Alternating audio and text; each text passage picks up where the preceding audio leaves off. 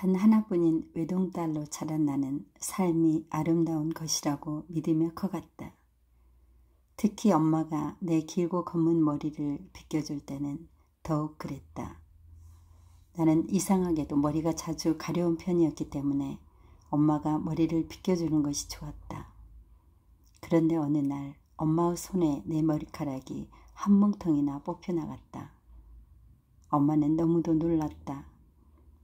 엄마는 자기가 머리를 잘못 빗겼기 때문에 그런 일이 일어난 것이라고 생각했다.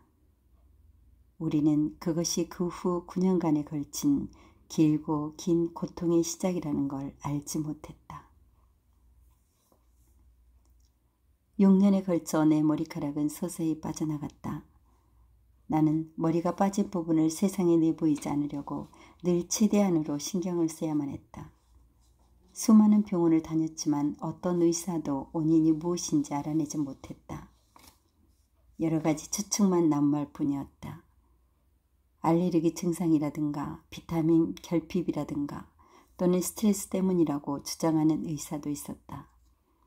어떤 의사는 호르몬 부족이라고 진단을 내렸다. 아동병원에 입원해 온갖 검사를 거치기도 했다. 200여 명이 넘는 의과대학 학생들이 나를 앞에 놓고 내 병에 대해 토론을 벌였다. 이 숱한 추측과 진단들을 거쳐나가면서 우리는 또 헤아릴 수 없이 많은 치료법을 시도했다. 두피에 부으신 피질 호르몬 주사를 맞기도 하고 날마다 두피 마사지를 받았다. 엄청난 양의 비타민을 먹었고 오일과 로션을 머리에 수없이 발랐다. 그래도 머리는 점점 더 빠질 뿐이었다. 15살이 되었을 때 나는 머리카락이 한 가닥도 남김없이 완전히 다 빠졌으며 마침내 가발을 쓰고 다니기로 결정했다. 어린 10대 소녀에게 그것은 말로 할 수 없을 정도로 절망적인 일이었다. 아이들은 내가 무슨 전염병이나 죽을 병에 걸린 것이 아닌가 의심했다. 아이들은 온갖 모욕적인 비유를 들어가며 대머리라고 나를 놀려댔다. 나는 어떤 놀림이나 조롱도 무시하며 냉정을 유지했다. 그러다가 학교가 끝나고 집에 돌아오면 침대에 엎드려 펑펑 울었다. 가장 치명적이었던 것은 당시에는 가발이 오늘날처럼 발달되지 않았다는 것이었다. 그래서 가발을 쓰면 진짜 머리가 아니라는 것이 금방 표시가 났고 사람들은 나와 얘기를 할 때 눈을 바라보는 대신 내 머리를 계속해서 쳐다보았다. 다행히 아버지와 어머니는 나에게 항상 고개를 쳐들고 다니라고 가르쳤다. 그리고 나보다 훨씬 더 나쁜 신체 조건을 갖고 태어난 아이들이 세상에는 많다는 것을 늘 일깨워 주었다.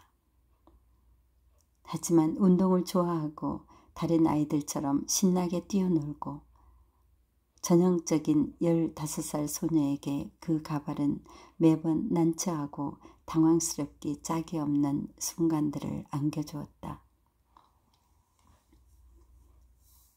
내 삶에서 가장 당황스러웠던 사건은 데이빗 레인과 관계가 있다. 그는 잘생기고 검은 머리카락을 가진 17살의 학교 선배였다. 나는 그를 보는 순간 첫눈에 사랑에 빠졌다. 어느 일요일 오후 우리는 친구들과 함께 근처에 있는 야외 링크로 롤러스케이트를 타러 갔다.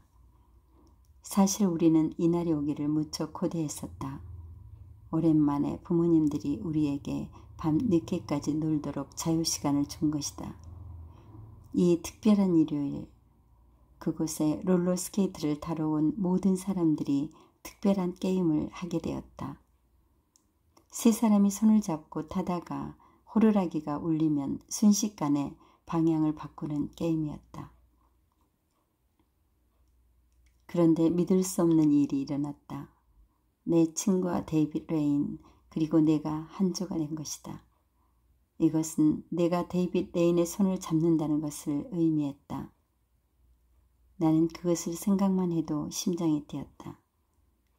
그런데 3번쯤 방향 바꾸기 놀이를 했을 때였다. 갑자기 중심을 잃은 어떤 아이가 내게로 돌진해왔다. 그는 내 머리에 정면으로 부딪혔고 순간적으로 내 가발은 공중으로 솟아 20m쯤 날아갔다.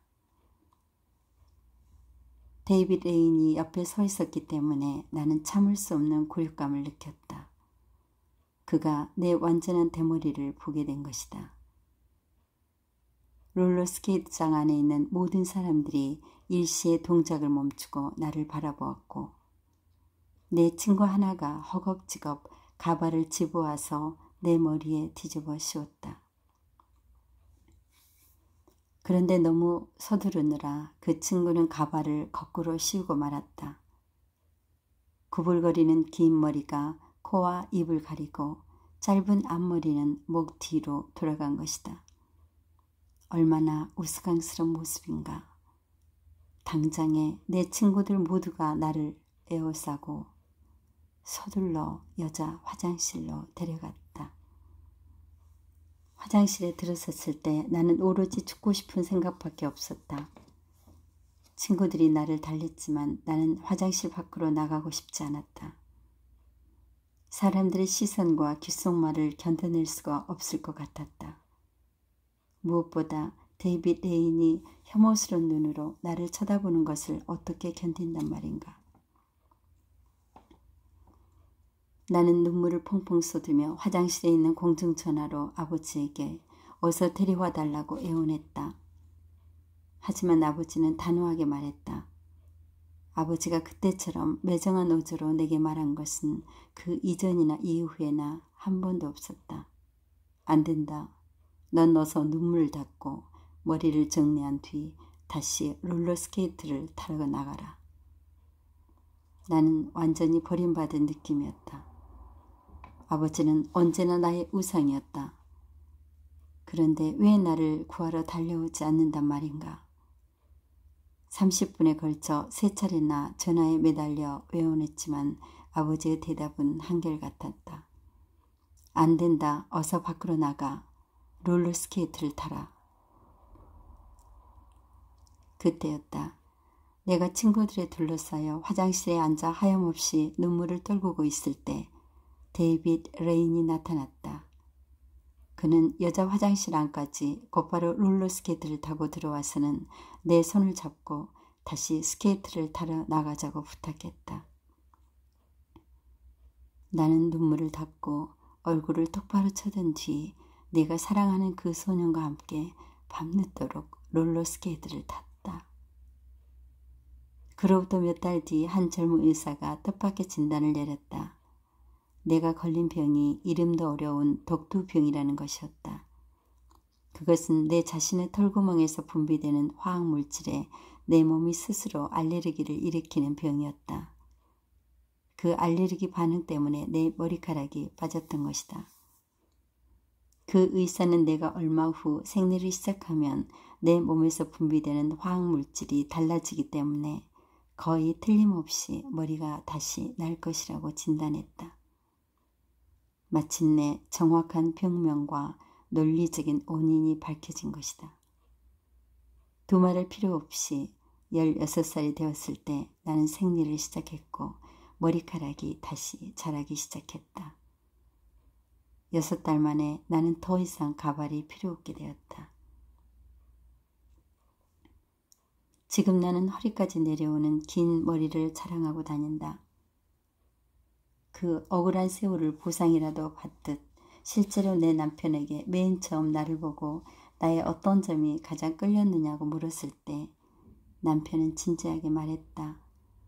당신의 그 아름답고 긴 머리카락에 반했지. 15년이 넘도록 나는 데이빗 레인과 소식이 끊어졌다. 하지만 나는 언제라도 그에게 그리고 나의 아버지에게 감사하다고 말하고 싶다.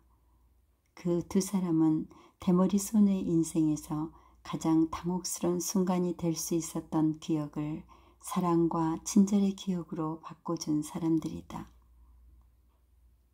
데비 로스 프레스톤.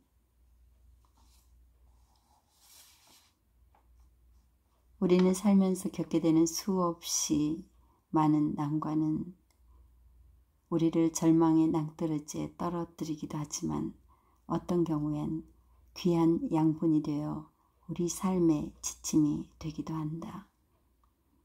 어른이 되어 가장 힘들 때는 어른의 역할을 제대로 해야 하는데 그 역할을 어떻게 해야 될지 지혜가 떠오르지 않을 때이다. 일어나 일어서서 걸어 넘어져 무릎에 피 흘리는 아이를 앞에 두고 허둥지둥 달려가서 일으켜 세워주어야 할지 일어나라고 준엄하게 말해야 할지 늘 갈등의 연속이다. 그러나 우리의 정답은 언제나 무엇을 하든지 똑바로 그것을 바라보고 판단해서 행동해야 한다는 것이다.